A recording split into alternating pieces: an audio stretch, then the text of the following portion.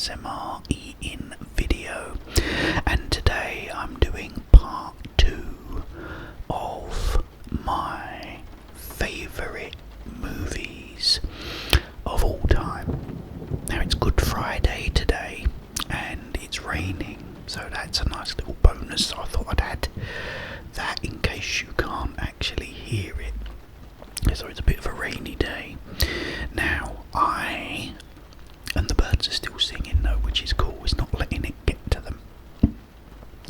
I was in Home Bargains the other day, and it made me think of a movie called Christmas with the Cranks. And what that is Tim Allen decides to not have Christmas, and all his neighbours get upset about it. But there's a part where Jamie Lee Curtis, who plays his wife, because they have to do Christmas in the end because their daughter's coming to visit, and it was a proper Gammon ham, and I found, if not the one, it's definitely similar to the one they have in that movie. So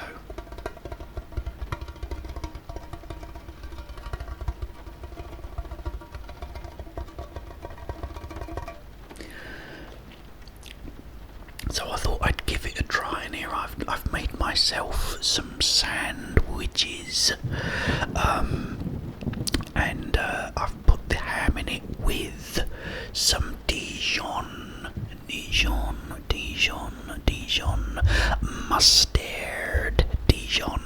mustard, and being as it's Good Friday, and I've still got some wine left.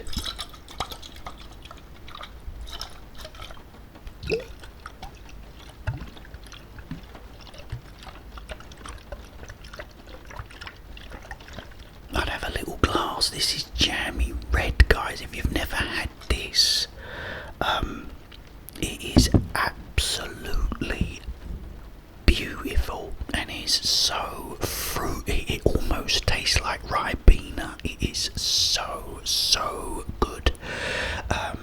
So I had plenty of this left over from last night, but being as it's Good Friday,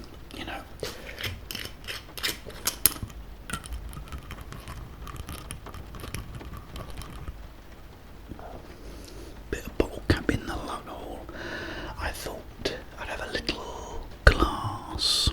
So here we go.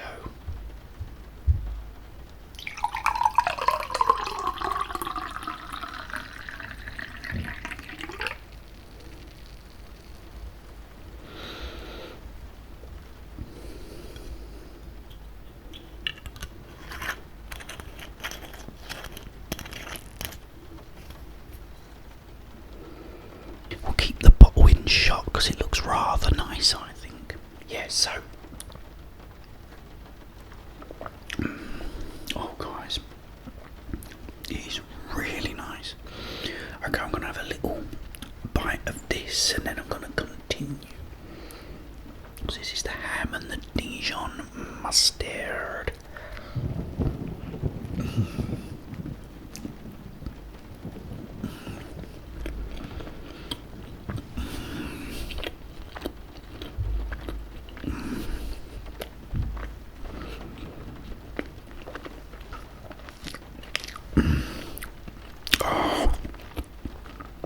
I love Dijon mustard.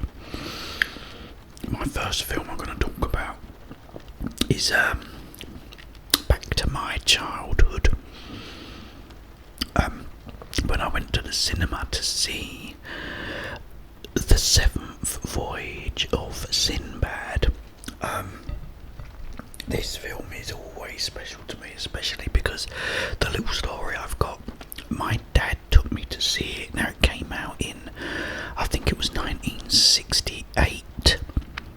So I wasn't born then, so I'm not sure when I actually saw it myself. But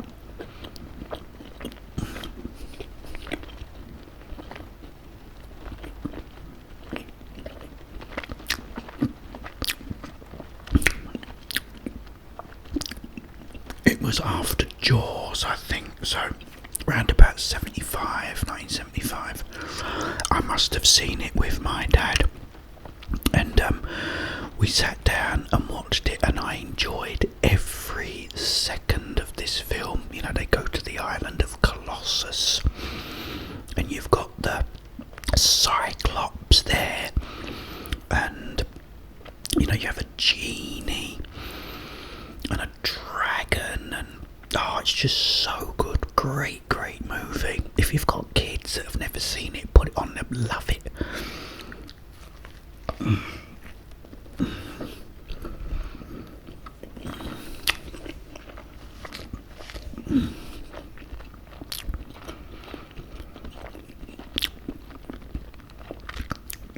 So I watched it, and I said to my dad, I said, Dad, can I watch that again? I really liked it. He said, "Oh, you want to watch it again?" I said, Yeah. He went, "Okay." He went, "Just stay there, I'll be back in a second." So he got up, and he just disappeared for about 5 minutes, and everyone left, and I was still sat there. All of a sudden, more people start coming in, and then my dad comes back in and comes and sits down next to me. I never really knew what he did, but he must have just gone to the toilet or something and then come back so that he could watch it again with me, you know. So that was funny. But yeah, the Seventh Voyage of Sinbad, so good. The characters are brilliant. The monster in it is the Cyclops. There's actually two of them. One they kill, and another one has to fight the dragon, because they have a dragon to protect their cave, but they let the dragon loose. So another Cyclops has to have a fight with it, which he clearly loses because it's a dragon, you know. But brilliant film. Nice. Little drop of wine, right?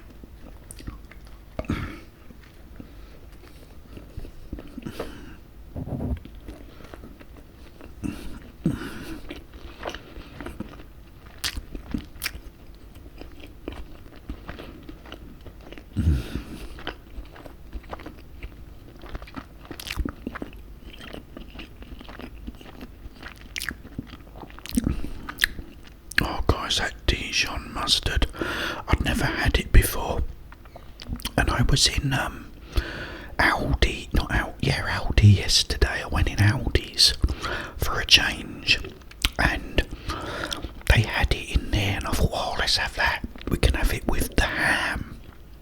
So yeah, it's really good.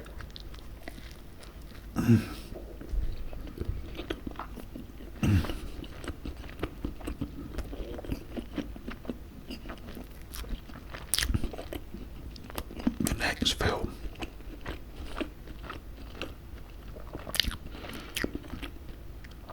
moving away from the sort of children's family movies, is The Godfather. This is brilliant, with the great Marlon Brando, Al Pacino, and what's so cool about it is that Al Pacino, he sort of plays Michael. I think he's the youngest son out of the Corleone family, and he's like a college boy, and he's, you know, innocent and doesn't get involved with any of the business, but eventually sort of slowly starts changing and gets involved with it, you know, and becomes eventually like the head of the family, which is really cool.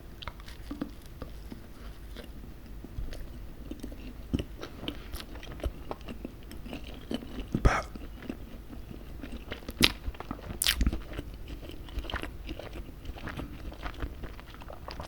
there's one part where this actor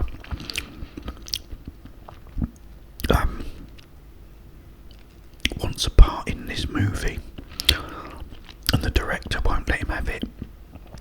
So Don Corleone, you know, he goes, "No, make him an offer he can't refuse," which he does. And then also, like, the end, sort of, it culminates with Michael getting his child christened, and just absolutely fantastic. I'm sure you've seen it, guys, but if you've never seen The Godfather, please watch it, and watch part 2, because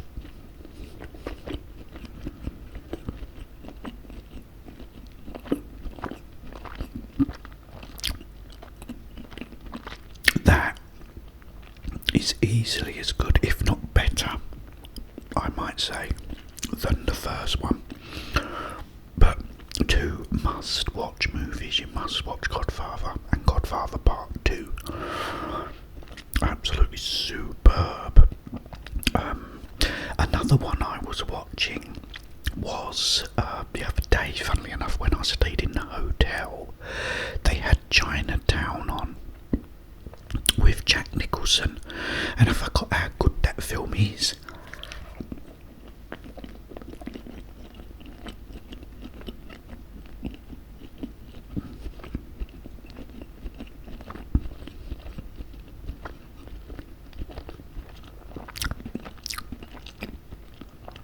So I'm gonna just include that. That's another good film. I mean, Jack Nicholson's films are probably all brilliant, aren't they? Let's be honest. But there's one bit in particular where they come after him because he's a private investigator, and they pin him up against like this, I think it's a fence, and they've got a switchblade. This ain't a switchblade, this is a comb.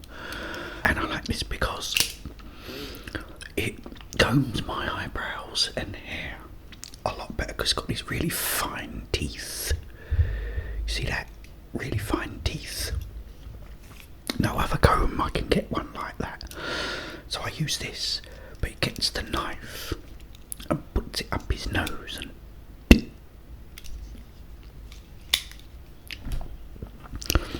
welcome to ASMR. But yeah, and it's a really good bit, really clever. I never really knew how they did it, but I really like to know. I might watch like a making of it or something,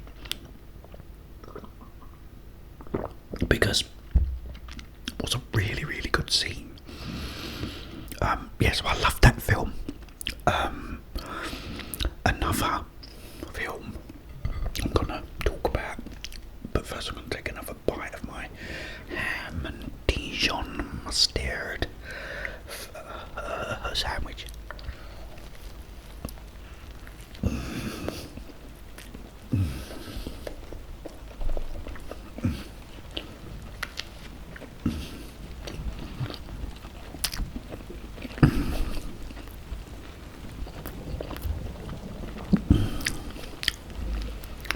Is, while we've got the rain, Psycho. Now, I watched this on the TV a long time ago. I was only a kid. It was on one night.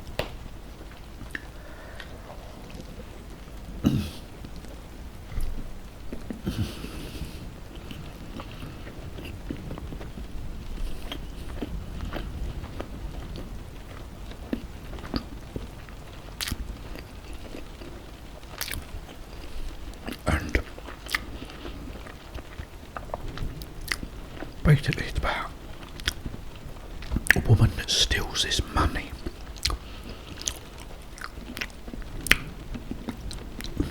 and drives off with it, and ends up staying at this motel called the Bates Motel. She sort of has second thoughts and was going to go back and give the money back, but unfortunately the hotel is run by Norman Bates, who is a psycho. Dresses up in his mum's clothes, talks to himself as his mother. Norman, you know. And it's really scary stuff. It's like, you know, the infamous shower scene. She has a shower, and, you know, mother comes in with the knife, you know, and you know the bit and the music and the way it was filmed, because because it was Alfred Hitchcock that directed it, who is one of the best directors, if not the best director ever. And yeah, an absolute brilliant film, and it's like black and white and eerie and creepy and scary, but like, you know, that bit where she's approaching the hotel, or the motel, sorry, you got the window wipers going and all the rain and everything. Oh, what a great movie. And what they did at the end,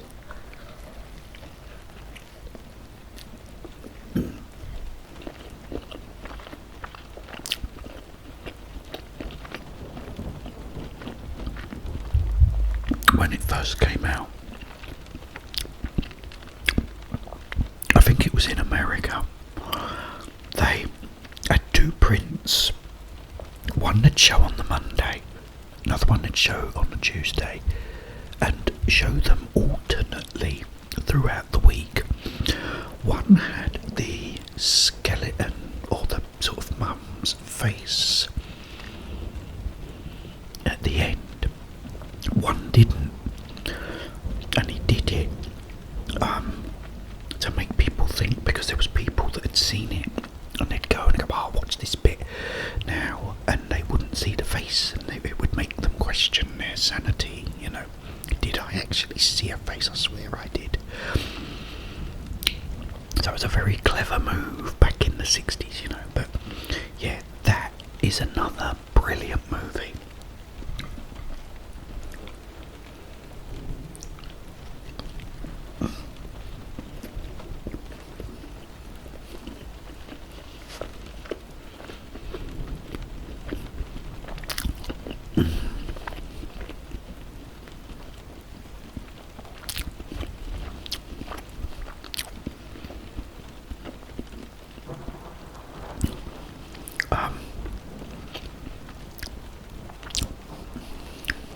Another film is I'll finish with this, I think. With this is Gladiator. Can't remember when it was made. 2000. And I've got a funny story for it too. But basically, Russell Crowe plays Maximus Decimus Meridius, who is this he's a general or something. He leads all the troops into battle, all the soldiers, and always wins.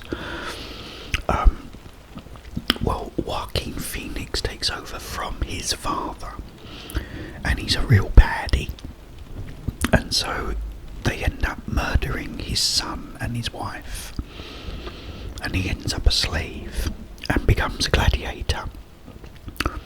Brilliant film. Action scenes are fantastic. Acting's great. It's got the great Oliver Reed. That was his final movie, unfortunately. Love him. Or Spaniard, you should see the Colosseum.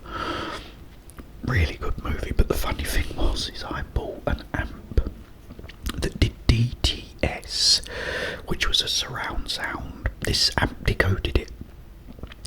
So I bought the amp, and I only had left, right, and back, left, right. I had no centre speaker. So I've just bought this amp, knew nothing really about it. So I've put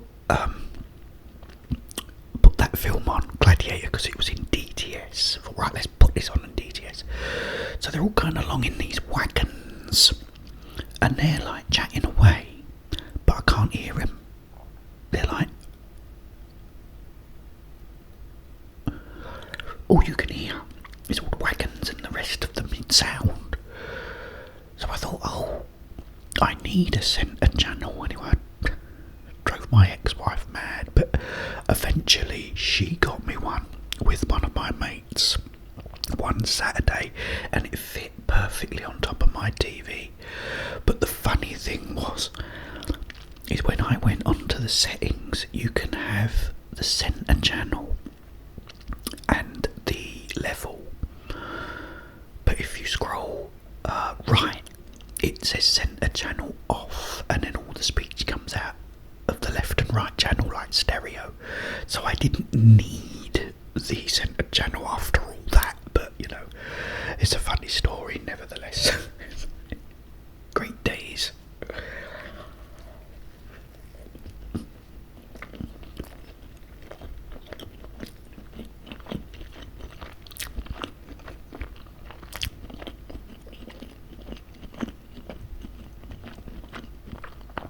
But I'm glad I got it because it sounds way better when you got centre speakers separate.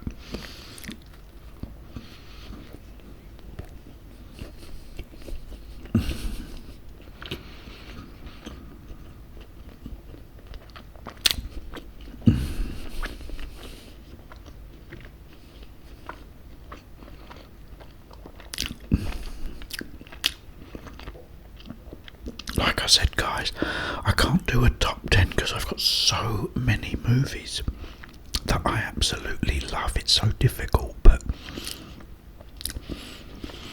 what I might do is in part 3 is have, you know, start getting more towards the really, really good films, you know what I mean? So I don't make this too long, so it's not too sort of carried out, strung out, stretched out, whatever. Right, guys, I hope you enjoyed this video. I will be back very soon. It's always good to see you. But in the meantime, have yourselves a wonderful, wonderful, peaceful